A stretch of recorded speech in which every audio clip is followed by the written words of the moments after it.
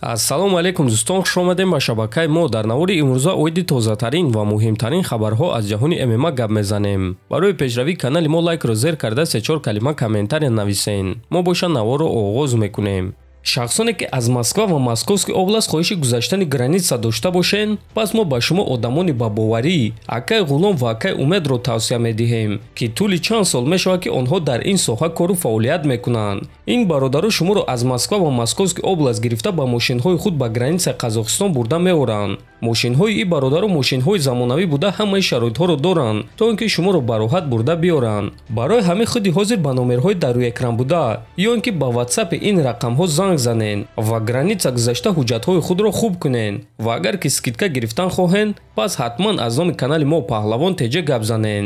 роҳи сафед дӯстон. ситораи нави UFC Пэдди Пимблэд гуфт ки муҳорибааш зидди Тони Фергюсон чӣ гуна мегузарад. албатта ки ман чемпион шудан мехоҳам, аммо ҳамчунин ман медонам ки зуд ба пеш рафта наметонам. агар ки мо муҳорибаи охирони маро ба назар гирем, айни замон ҳамаи фикрҳои ма дар он аст ки ма бояд ба муҳориба баромада ва дар якум раунд Тони Фергюсонро ба нокаут равон кунам ва ҳамин гуна аз худ эълони калон кардан аст. ба ҳама ёдовар кардан ки ба онҳо чӣ намерасид. ва баъд соли 2024 ба муҳориба зидди рақибони рейтингӣ баромадан, гуфтааст Пимблэд. хотиррасон мекунем ки муҳориба байни Пэдди Пимблэд ва Тони Фергюсон рӯзи 17 декабр дар турнири UFC 296 ба нақша гирифта шудааст. чемпиони вазни ним сабуки UFC Александр Волкановский боварӣ дорад ки муҳориба зидди Ислам Махачев тамоми 5 раунд идома намедиҳад.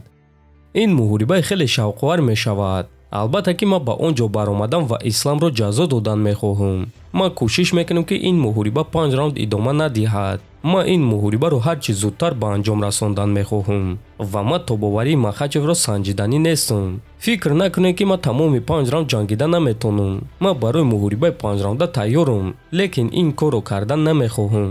ман ин корро зебо ва тоза ба анҷом расондан мехоҳам. ман омодаам ва ман баъди истироҳати ҷисмонӣ ва рӯҳонӣ мебарам ва ин чиз маънои онро дорад ки ман хеле хатарнокам.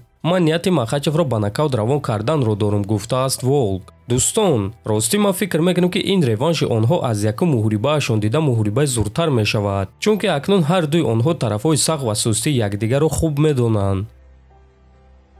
варзигари тоҷик Муҳаммад Наимов боварӣ дорад ки рақиби худ Натаниэл Вудро шикаст медиҳад ва ҳамин гуна аз худ эълони калон мекунад. ҳафтаи муҳорибаҳо рӯзи 21 октябр иншааллоҳ ма дар ин муҳориба ғолиб мешавам. ба ҳамаи онҳо нишон медиҳам ки чӣ қадар ма ҷанговари сахтам. иншааллоҳ ҳамааш ба хости Аллоҳ. рафтем UFC 294. даст ба кору дил ба ёр кист Аллоҳ. иншааллоҳ, навиштааст Наимов. дӯстон, мо дар дирӯза навори худ оиди Муҳаммад ва рақиби ӯ Натаниэл Вуд маълумоти пурра додем. касоне ки тамошо кардагӣ набошанд даромада тамошо кунен. ба худи Муҳаммад бошад мо вазнкамкунии осон ва ғалабаи дурахшон орзумандем. чемпиони пешинаи вазни ним миёна UFC Камаруддин Усман оиди рақиби дар пеш истодаи худ Ҳамза Чимаев фикрҳояшро баён кард. ҳамза ҷангвари калон ва бақувват аст, аммо ин чиз ягон маъно надорад, чунки вақте ки мо ба болои тарозу мебароем, ҳар дуямон 84 килограмм вазн нишон медиҳем ва баъд ба қафас баромада муҳорибаи дурахшон ташкил мекунем. ӯ дар ҳақиқат ҷангвари боистеъдод аст. ҳамаи мо дидем ки ӯ зидди ҳар гуна рақиб ба муҳориба баромада ҳар дафъа ягон чизи махсус нишон медод. ҳамза ҷангвари калон, бақувват ва чолок аст.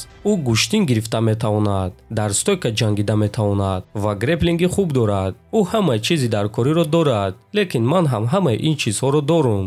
ҳамаи мо одамем ва ҳамаи мо фикр мекунем ки моро ҳеҷ кас шикаст дода наметавонад, аммо баъд шахсе пайдо мешавад ва ба мо нишон медиҳад ки мо иштибоҳ мекунем ва моро шикаст медиҳад, гуфтааст Усман.